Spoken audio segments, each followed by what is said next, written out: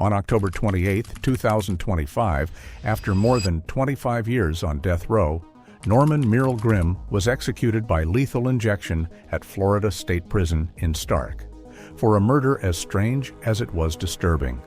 In this video, I'll tell you what happened that day, what his last meal was, and what his final words were before he died.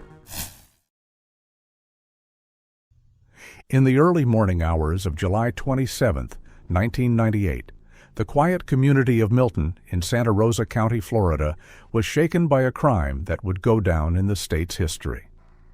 At around 4 a.m., Norman Mearle Grim Jr., 38, woke up with a chilling idea: to scare his neighbor, Cynthia Campbell, a 41-year-old attorney who lived right next door. However, what began as a disturbing impulse soon turned into one of the most brutal and premeditated acts ever recorded in the region. At 5:08 a.m., Campbell called 911 to report strange noises on her property. She had heard banging and discovered a broken window, though she didn't see anyone at the time or suspect who might be responsible. Deputy Timothy Lynch from the Santa Rosa County Sheriff's Office quickly responded to the call. Upon arrival, he inspected the house and confirmed the broken window, but found no clear signs of forced entry or theft. While Deputy Lynch was still on the property assessing the situation, Norman Grim showed up. He appeared friendly and calm, asking what had happened and mentioning that the noise and police presence had woken him up in the middle of the night. The officer, seeing nothing unusual, briefly explained the situation. Grim, acting with apparent empathy, repeatedly insisted on inviting Campbell to his house for breakfast to help her calm down. Deputy Lynch, suspecting no danger and trusting Grim as a reliable neighbor, even encouraged her to accept the invitation. What neither of them knew was that this decision would turn out to be tragically fatal. Up to that point, Norman Grim had been considered an exemplary neighbor. He had never shown strange behavior or given anyone a reason for suspicion. He earned a living doing construction and landscaping work in the neighborhood, which helped him gain the trust of many, including Cynthia Campbell herself. At around 7:20 a.m., Cynthia Campbell crossed the yard that separated her house from Grim's and entered his home. What happened next was an act of extreme violence. As soon as she stepped inside, Grim attacked her with cold-blooded precision, using 2 different weapons to ensure her death. First, he grabbed a hammer and struck her repeatedly, 18 blows to the head and body. Then, with a knife, he stabbed her 11 times in the chest. 7 of those wounds were so deep they pierced directly through her heart. The autopsy later confirmed the ferocity of the attack and the clear intent to kill. After the murder, Grim sexually assaulted Campbell's body. Then, in an attempt to cover up the crime, he carefully wrapped the body in carpets and sheets, creating a makeshift bundle. Minutes later, he loaded it into his vehicle and drove toward Pensacola Bay, where he dumped it into the water, believing the currents would carry it away. But his plan failed almost immediately.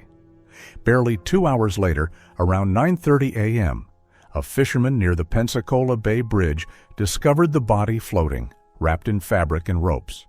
He immediately alerted the authorities, triggering an investigation that would reveal the full extent of Norman Grim's brutality.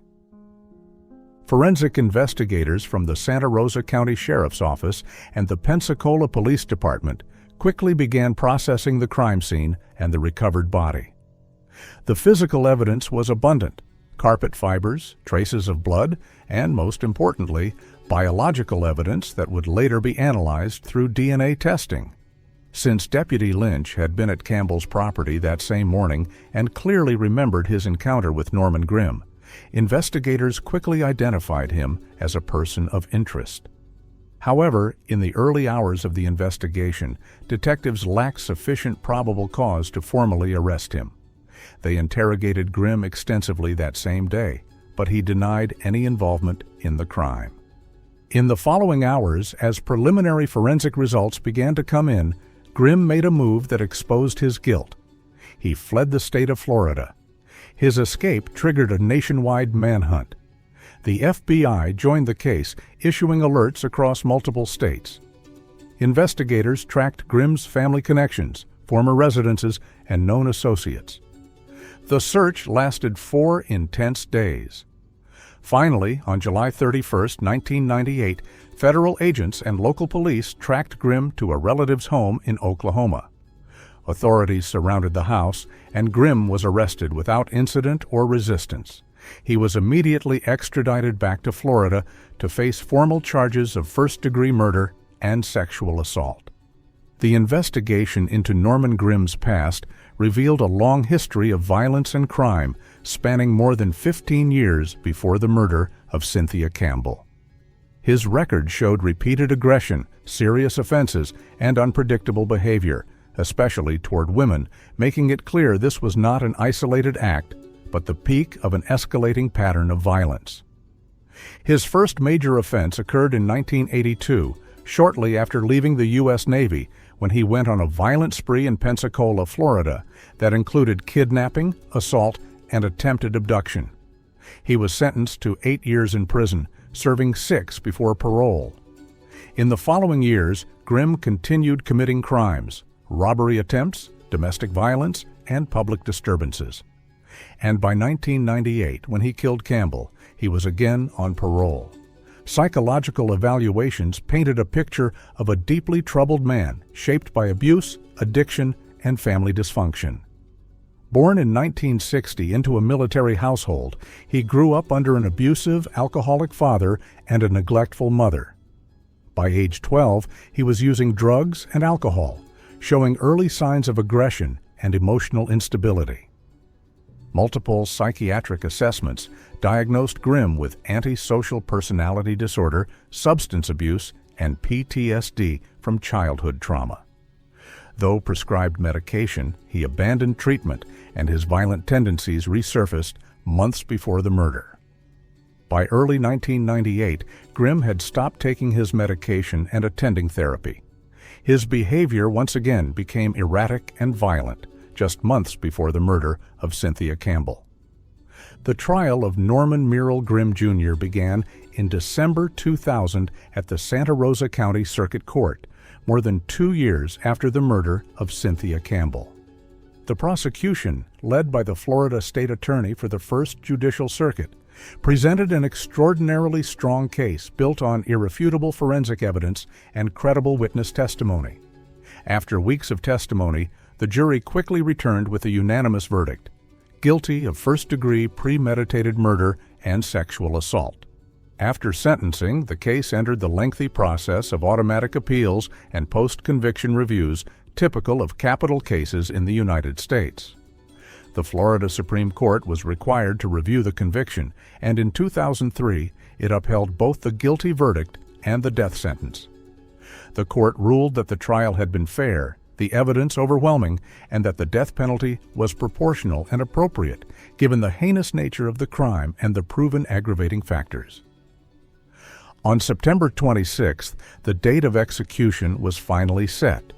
Governor Ron DeSantis scheduled it for October 28, 2025.